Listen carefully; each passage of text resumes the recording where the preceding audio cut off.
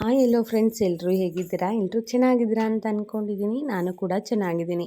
ಎಲ್ಲರ ಮನೆಯಲ್ಲೂ ಸಾಂಪ್ರದಾಯಿಕವಾಗಿ ಮಾಡುವಂತಹ ತಿಂಡಿ ಅಂತ ಹೇಳಿದ್ರೆ ಬಿಸಿಬೇಳೆಬಾತ್. ಬಿಸಿಬೇಳೆಬಾತನ್ನು ತುಂಬಾ ಸುಲಭವಾಗಿ, ರುಚಿಯಾಗಿ, ಅಷ್ಟೇ ಅಚ್ಚುಕಟ್ಟಾಗಿ ಯಾವ ಥರ ಮಾಡ್ಕೊಳ್ಳೋದು ಅಂತ ನೋಡೋಣ. ಇಲ್ಲಿ 1 ಕಪ್ ಬೇಳೆಗೆ 1 ಕಪ್ ಅಕ್ಕಿನ ತೊಗೊಂಡು ಎಲ್ಲ ತರಕಾರಿಗಳನ್ನು ಸಹ ಕಟ್ ಮಾಡಿ ಹಾಕ್ಕೊಂಡು ಇವಾಗ ಚೆನ್ನಾಗಿ ವಾಶ್ ಮಾಡ್ತಾಯಿದ್ದೀನಿ ತರಕಾರಿಗಳೆಲ್ಲನೂ ಕೂಡ. ಇವಾಗ ಅಕ್ಕಿ ಬೇಳೆನೂ ಕೂಡ 1 2ರಿಂದ 3 ಸಲ ಚೆನ್ನಾಗಿ ತೊಳ್ಕೊಬೇಕು. ಇದೆಲ್ಲನೂ ಕೂಡ 1-2 ಸಿಟಿ ಬರೆಸ್ಕೊಳ್ಳೋಣ. ನೋಡಿ, ತರಕಾರಿ ಬೀನ್ಸು, ಕ್ಯಾರೆಟು, ಆಲೂಗೆಡ್ಡೆ ಮತ್ತು ತರಕಾರಿ ಯಾವುದು ಹೂಕೋಸಿದ್ರೆ ಹೂಕೋಸು, ಎಲೆಕೋಸಿದ್ರೆ ಎಲೆಕೋಸು. ಬಿಸಿಬೇಳೆಬಾತಿಗೆ ಆ ತರಕಾರಿ ಈ ತರಕಾರಿ ಅಂತಲ್ಲ, ಯಾವುದೇ ಒಂದು ತರಕಾರಿ ಹಾಕಿದ್ರೂ ಕೂಡ ಅಷ್ಟೇ ಟೇಸ್ಟಿಯಾಗಿ ಸಾಂಪ್ರದಾಯಿಕವಾಗಿ ಮಾಡುವಂಥ ತಿಂಡಿ ಅಂತಲೇ ಹೇಳ್ಬೋದು. ಇದು ತುಂಬಾ ರುಚಿಯಾಗಿರುತ್ತೆ. ನೀವು ಯಾವ ರೀತಿಲಿ ಮಾಡಿಕೊಂಡ್ರು ಅಷ್ಟೇ. ನಮ್ಮ ಸಾಂಪ್ರದಾಯಿಕ ತಿಂಡಿಗಳೇ ಹಾಗೆ, ಯಾವ ರೀತಿ ಮಾಡಿದ್ರೂ ಕೂಡ ಅಷ್ಟೇ ರುಚಿಯಾಗಿರುತ್ತೆ.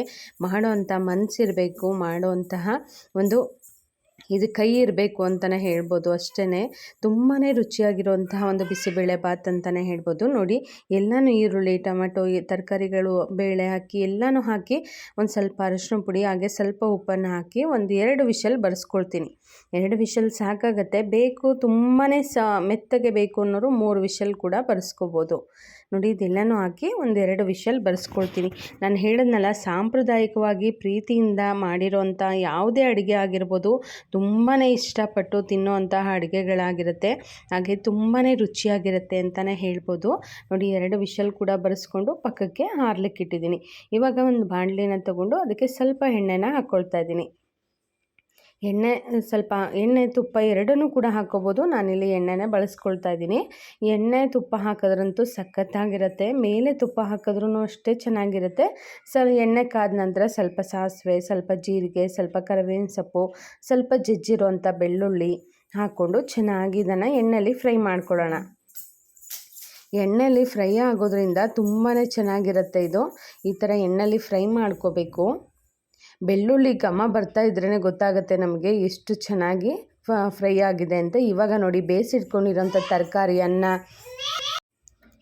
ಇದೆಲ್ಲನೂ ಕೂಡ ಹಾಕ್ಕೊಂಡು ಚೆನ್ನಾಗಿ ಸ್ವಲ್ಪ ಇನ್ನೊಂದು ಲೋಟ ನೀರನ್ನು ಹಾಕ್ಕೊಂಡು ಒಂದು ಸ್ವಲ್ಪ ಕುದಿ ಬರೋ ತನಕ ಬಿಡ್ತೀನಿ. ಅದಾದಮೇಲೆ ಬಿಸಿಬೇಳೆಬಾತ್ ಪೌಡರ್ ಪ್ಯಾಕೆಟು ನಾನು ಯಾವಾಗಲೂ ಮನೆಯಲ್ಲೇ ಪ್ರಿಪೇರ್ ಮಾಡ್ಕೊಳ್ತೀನಿ. ಆದರೆ ಇವಾಗ ಖಾಲಿ ಆಗಿತ್ತು, ಹಾಗಾಗಿ ಪ್ಯಾಕೆಟನ್ನು ಬೈ ಮಾಡಿದ್ದೆ. ಇವು ಸ್ವಲ್ಪ ಅಚ್ಕಾರದ ಪುಡಿ, ಸ್ವಲ್ಪ ಹುಣಸೆ ರಸ ಹಾಕಿ ಚೆನ್ನಾಗಿ ಇದನ್ನು ಮಿಕ್ಸ್ ಮಾಡಿಬಿಟ್ರೆ ಸಖತ್ತಾಗಿರೋವಂಥ ಬಿಸಿಬೇಳೆಬಾತ್ ರೆಡಿ ಆಗುತ್ತೆ.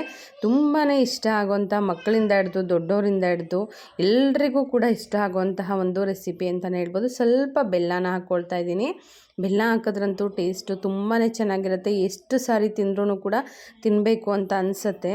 ಈ ಥರ ಮಾಡಿ ನೋಡಿ, ತುಂಬಾ ಇಷ್ಟಪಟ್ಟು ತಿಂತಾರೆ ಅಂತಲೇ ಹೇಳ್ಬೋದು.